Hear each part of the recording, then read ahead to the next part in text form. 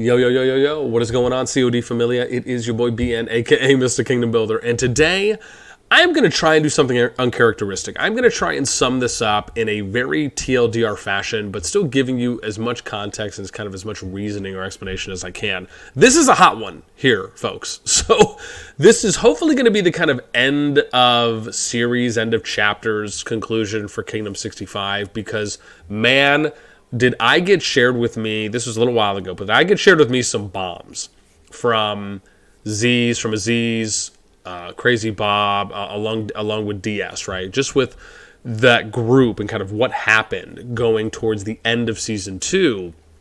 And let me give you just some brief context, right? I ran a project in 65. I'll also have some historical and reference videos in the description, potentially pinned comment down below for those that are curious. Ran a project there. It was probably the biggest project that had been ran thus far when we talk about kind of community grown for, most amount of alliances, most amount of players, with the amount of reach and spread that it had going into the first season. Right, so we ended up having about 8 or 9 alliances, a couple hundred players, and great presence that we had in Season 1, right, with the goal and objectives of trying to work with anyone and everyone that we can, right, that are active and kind of engaged alliances outside of our own. An alliance shows up called DS there. They end up kind of growing, kind of, want a piece of the pie, if you will. They end up kind of shooting first, asking questions later. Get to a point where there's pressure that's building, and some of the leads within our project just, in short, kind of made some impulsive decisions in a very simple way of putting it. Not to say that that's awful or good, but it just is what it is. And from there, it ended up just kind of going neutral, if you will, right? And once that happened, then you had DS, who basically kind of became the powerhouse slash kind of interim impromptu decision maker, right, within 65. And at this time, going into the end of Season 1, their goal slash kind of maybe minor objectives was, okay, well, let's try and pick up the pieces. Let's try to restabilize the kingdom, right? Reunify them. And so they, I guess, more or less did that going into the end of Season 1. And then going into Season 2, the idea was, okay, well, let's fight as a group amongst the alliances that they were able to get together, right? Or band together, right? Whether it was other alliances banding together because they wanted to be apart, or banding together just because, well, hey, this is, the best option that they really had at that point in time when it came to alliances outside of DS. Regardless of that, they were able, from what it appeared to be, right, at face value, band together and say, hey, we're going to go fight in Season 2. They fight throughout Season 2. And I want to preface this by saying, or I want to add a little bit of context here before I show you guys the screenshots, because it is pretty damning. And it sucks because it looks bad. And it's something that I talked about when I shared that video of having a conversation with myself, Aziz, I think HQ was there, Mubin was there, right? These are 3 other reps from DS, or 2 other besides Z's. And when you heard them talking, me talking, us having this conversation, where I ended up making some points, pretty much they all agreed with it at the end of the day, but still kind of went against what they agreed with. And my overall point, really, then bear in mind, DS is a group, whether it's largely made up of or some of the core members made up of, including Z's, Mubin, HQ, a few others, that came from Top War, right? We did a whole video covering this, but they were basically the number 1 alliance from the number 1 kingdom in Top War.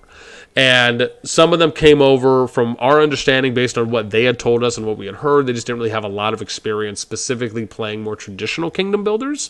Things like Rock, Infinity Kingdom, now obviously Call of Dragons, etc., State of Survival, things like that. So we get to this point where they're ending Season 2, right? They're trying to do the whole unification. They end up from I don't know if I would even say losing Season 2, but maybe just not getting to a point in Season 2 that they were maybe hoping to get to.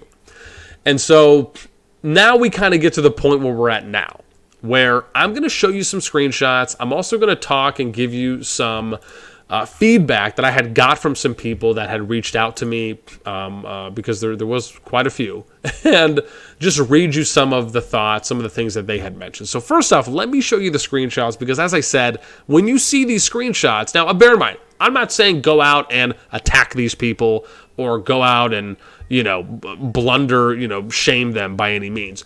But I do want to, the reason I'm going to show these is because, as you know, when I do things like this, I like to approach it from an educational standpoint of, right, kind of do's and don'ts, things to be wary of, right, things that we would look at and say, well, maybe that's not the best way to do it. This is how we could do it instead.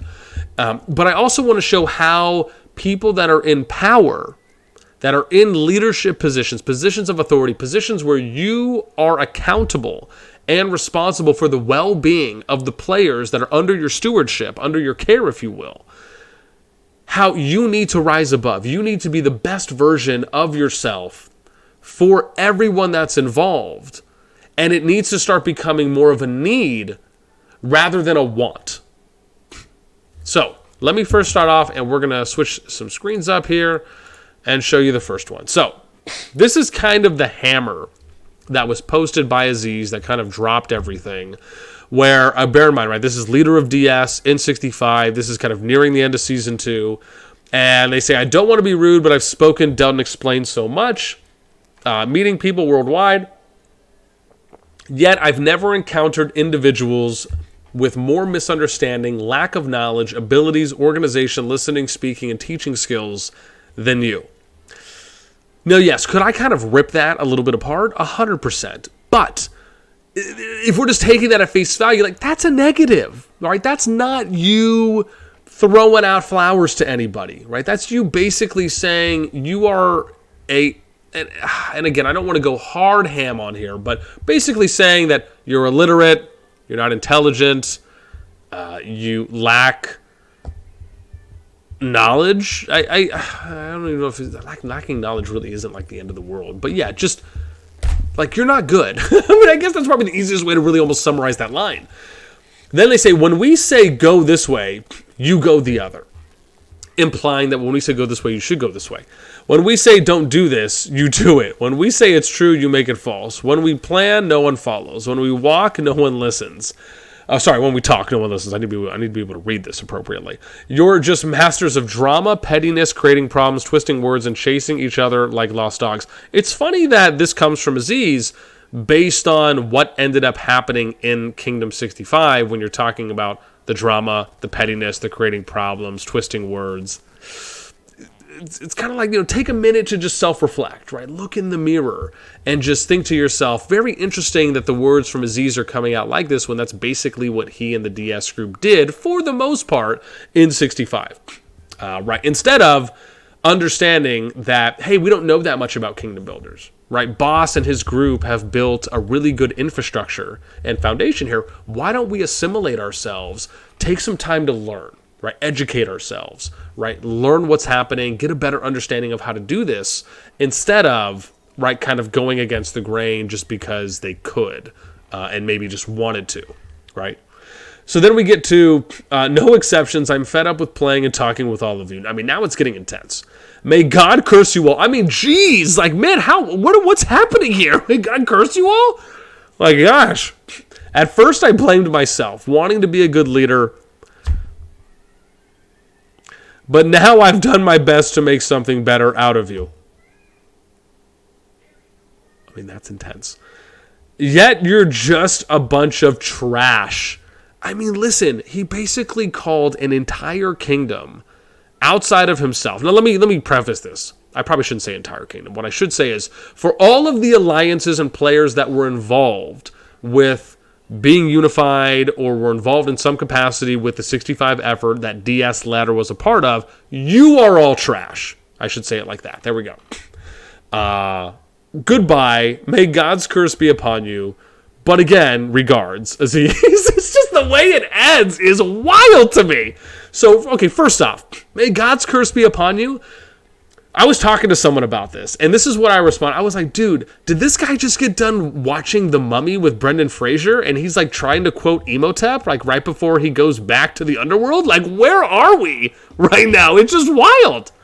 So, and then everyone, right, he's like, F the shiitake mushrooms. So, and then obviously posts a video. This, I mean, look, this is intense, okay?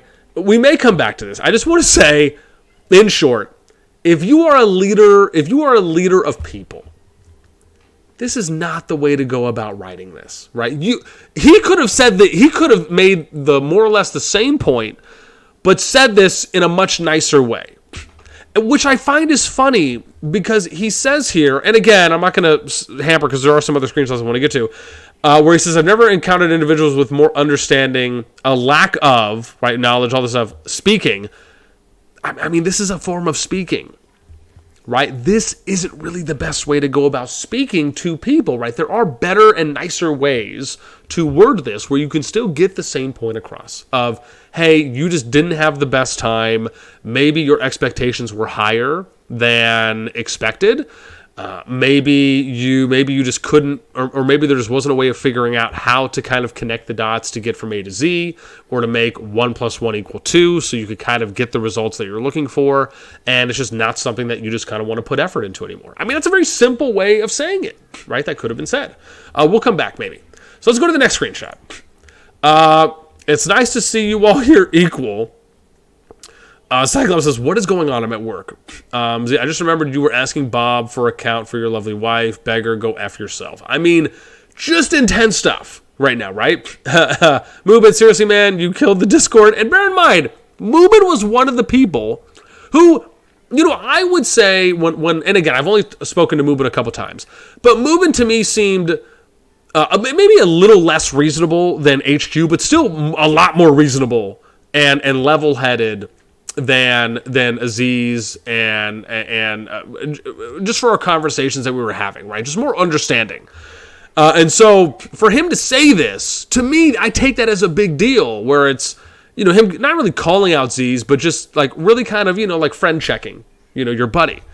Aziz, that's great. I built it. So I mean, just, dude, this is what's wild to me, is that to me, this is normal.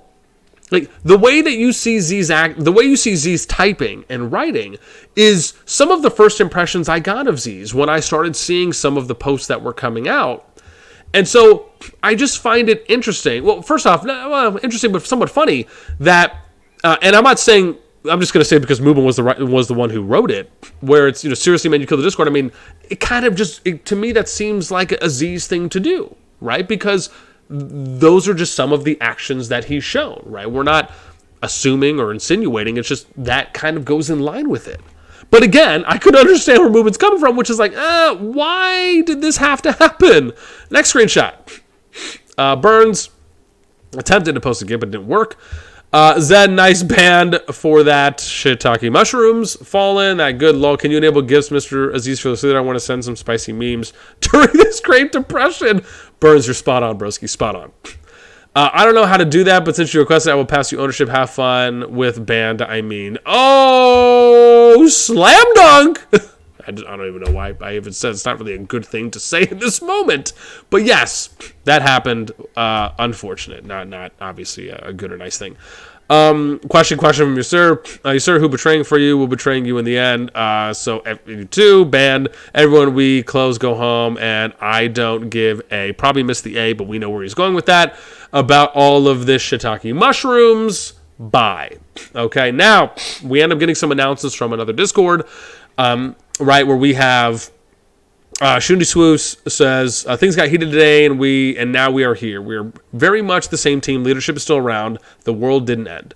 We are regrouping, reviewing, and coming up with plans for S2. DS is still in one piece, and we keep moving forward. I'll try to get everyone's questions, DMs, but it will take some time to get to everyone. One thing I want to ask everyone is that we work together as a team and trust each other. Shiitake mushrooms isn't over unless we want it to be. Shun. We get to the next one. Dante of Lore. With online games and communities, we often see changes that we see coming and changes that we do not. This season has been a stressful one at times, but a wonderful one as well. We have grown as a family, as an alliance. We have learned some hard lessons. We have met difficulties head on, but we never back down. Now we face another challenge. This one isn't with a sword, arrows, or magic. This one is a personal one we are facing. Migration. Our previous leader, Aziz, as well as some others, have migrated to 63. We do not know if they will be independent or if they will join HRT. We know a lot of you have played with them for a long time. We also know he has said some things that have hurt others. Probably underselling that, but yeah. We understand the confusion going on and lack of direction. Please know we have been behind the scenes trying to figure out what is the best for everyone. After talking it over, we will have a group of leaders that will stay here in 65 that vows to lead you if you choose to stay. The cost to leave is 5,000 gems, and we know this that is high for some people. We also know that some of you would like to stick with your friends and go to 63. That is okay too. Just know that we have enjoyed spending time with each of you. If you want to say I, Dante of Lore, as well as others, have promised to be here with you and help us have fun and be competitive. The decision is yours. We have leaders that have given you hours of their daily lives. Just joking. But seriously. Lack of sleep and so much passion. So this is where we stand. We are here. We might look different. We might have some different faces in leadership, but we are here for you. Please take this time to decide what you think would be best for you. I invite you to stay with us if you are willing. If you do stay with us, these are some of the goals we are looking to accomplish. Get allies with other servers for KVK and the competitive season. Make an environment for everyone of all sizes to have fun and be able to support the Alliance in their own ways. We plan to be flexible in leadership to adapt to the situation presented to us, an open line of communication between leadership and Alliance members. Most importantly, to continue to build an online family where we fight and have fun together, everyone. So, in short, some of that may not have been absolutely relevant to the situation, but what you did end up hearing that you could say is a little bit more relevant to what we've already been building up to is that the people who ended up leading DS, for however many of them, but at least some of the core leadership, after basically did a kind of gotcha psych moment or mic drop, dipset it out and ended up going to 63. Then we get to a couple other screenshots, and then we'll maybe come back to the main one here. So, can someone sum up what is going on? Please stay. Thanks. Lo, he kicked me from the Discord. He kicked everyone, I think. Nope, he was texting. I regret my grading. Quality insertion there. I said, bye-bye, go cry somewhere else, and he said, I cry where I want, and kicked me. He's kicking anyone that talks, I assume. Here we go. Just saying this, all the other Alliance is going to try to approach everyone and say DS is dead. It ain't dead or changed. We are good. We regroup and keep doing us. Ray probably don't know. Only change is that we lost the Mad King. I mean, depending on how you want to word that. I don't know if I necessarily say Mad King, but, teach their own. We must appear strong. Please share the Discord link to DS1 and UL Alliances. Aziz did not make DS what it is. We did. I mean, he may disagree with you. Then we go to the last one. Apparently he removed everyone's roles, but I don't know. I'm banned. He banned me too. I'm also banned. He didn't delete it. I'm still in. Burns banned. So, man, it's just, it is wild when you just think about everything that has transpired thus far. Because, and I'm going to read you I'll give some final thoughts in a moment, but I want to read something real quick. So, to summarize a few parts here, DS basically split into three groups. Like, largest two in number are either in 65 or 63, but we do know that some of the big whales ended up going to 63, and I believe some are in HRT. A small group ended up going to 64 to get better matchmaking that we've heard. By the end, and then just some thoughts from some people, right? Someone told me that by the end, they would say that Bob and Aziz were pretty separate. Not necessarily as friends, but the way they were thought of by some of the players. Which I can understand that part, because to me... oops, hang on, let me see here. Let's do this. So, and I say that because to me, the way I viewed it was that, Bob kind of always felt like this gun for hire. Whereas Aziz was more of, right, I just kind of want to be the strongest. I want to run the strongest alliance. And I just kind of want to be viewed and looked at as number one. And so, again, kind of, even though you might say there are some similarities, you can also make a case for saying that there are unique differences. And the one thing I will say about Bob is that we had a chance to talk to Bob at one point, and it was really just difference of opinion. And it was one of those things where I can always respect and appreciate people who are just very upfront about kind of who they are, how they want to play, and what their goals are. And Bob was always nothing but that, right? At least for the voice conversations that I had with him, where he was just, look, I just view things differently. This is just how I want to play. This is how I spend my money. And it was always, okay, that's cool. Even though I always tried to come from a position of explaining things and trying to kind of educate and inform on how the game plays as a whole. Because usually for people that want to do nothing but fight, which was kind of where Bob was at, it's that you're going to face a lot more unnecessary backlash and pressure, and you're not really going to be able to fight to your heart's content mentally and at times in-game physically, tangibly, in a home kingdom as you would in a KVK. And that's because a home kingdom, usually the majority of people that have a good level of understanding on how you build is you build to develop, to be as strong as you can, to have everyone be as strong as you can going into KVK, because that's where you're going to fight 24/7 like 7-Eleven to your heart's content. And so that's the only part that I would say I just don't feel that Bob maybe really fully grasped at that time or really fully understood, where it's like, look, just grind this out and develop, right? Get your account to max, train as much T5 as you can, because once we start season 2, you're going to fight nonstop, right? You're going to get all of your fill and more.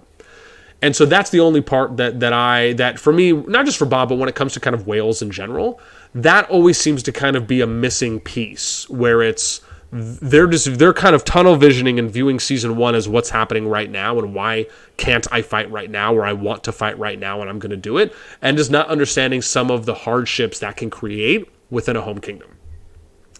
Then we get to a part where someone had said that Aziz had got mad, left the alliance. Eventually that led to Bob and Aziz migrating to 63 with the rest of some big whales, and then the rest had stayed in 65. It also saying that kind of Bob and Aziz were seen as two different people kind of by the end of the season.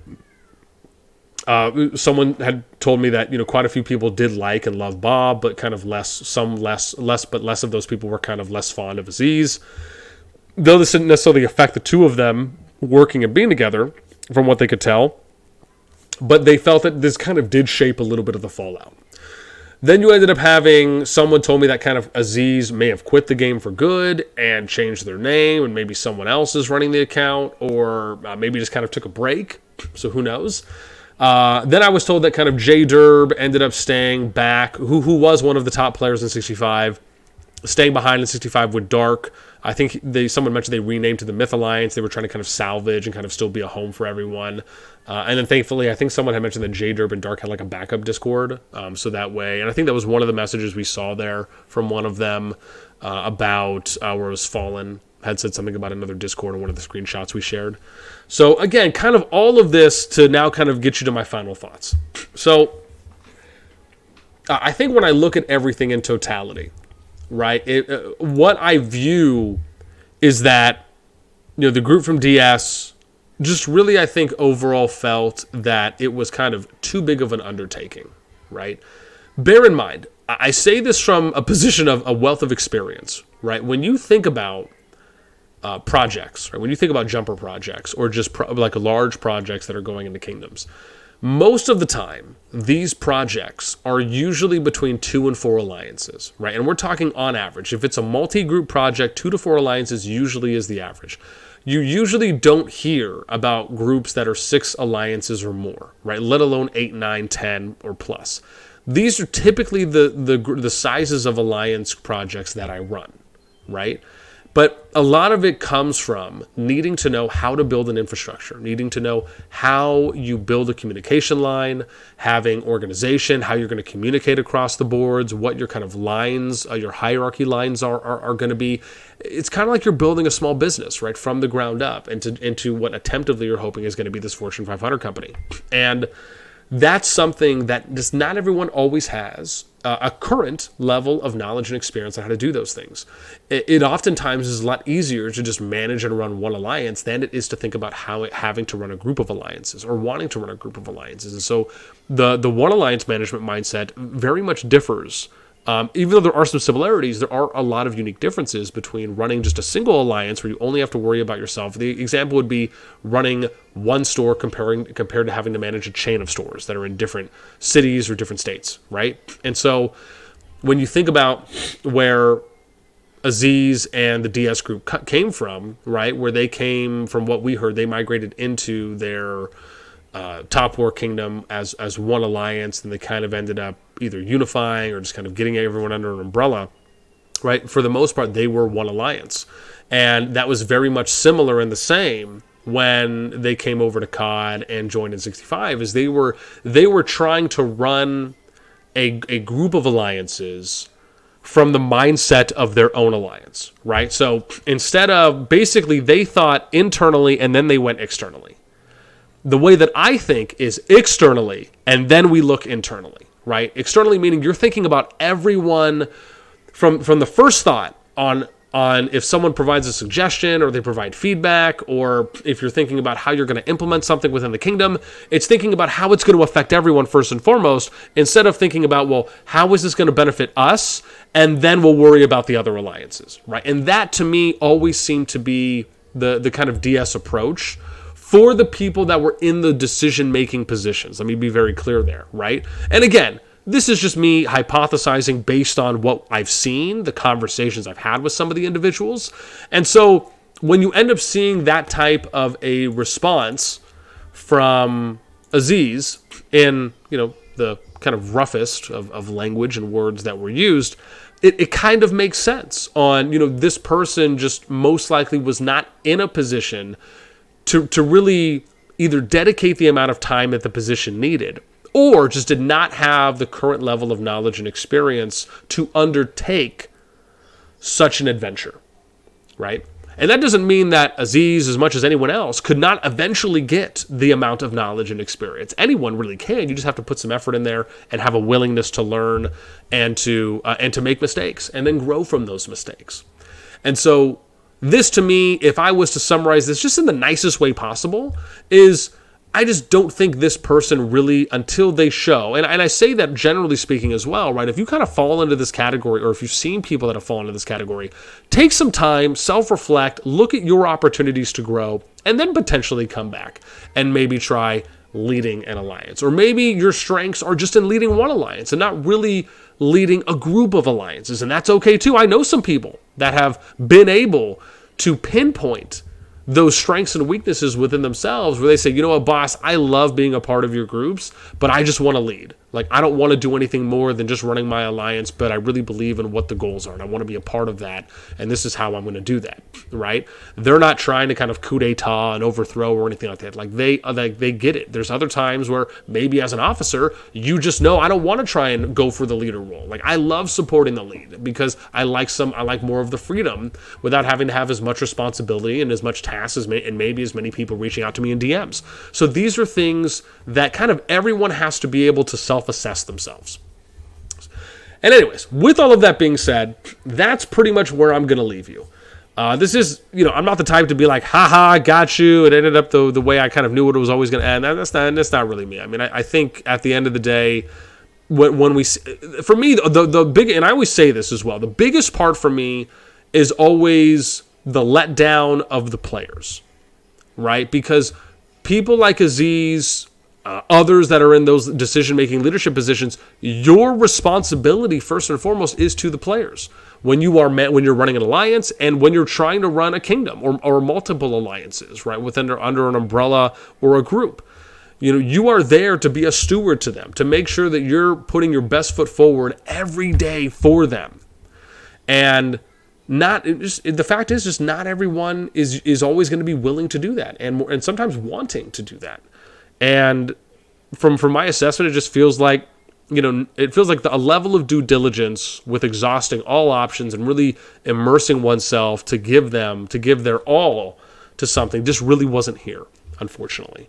But however, I wasn't specifically in part of how everything was transpiring in Season 2, so outside of my thoughts, based on real-life experiences and situations that I've had with some of these people, I want to know from you. If you were in 65, if you were within DS, if you were outside of DS, I would love to hear from you, and you let me know. How did you see things going down, right? Do you agree? Do you disagree with some of my thoughts, my opinions, my assessments on some context and some references that we've been able to provide? Do you have a different viewpoint, right? I'd love to know what you guys think. So let me know in the comments down below. I just always ask, be respectful when you post, right? Don't always have to use derogatory language or anything like that, right? You can still kind of make your same points by giving some nice TLC. That is going to do it for me. Man, I hope you guys enjoyed this one. As always, until next time, I will catch you later.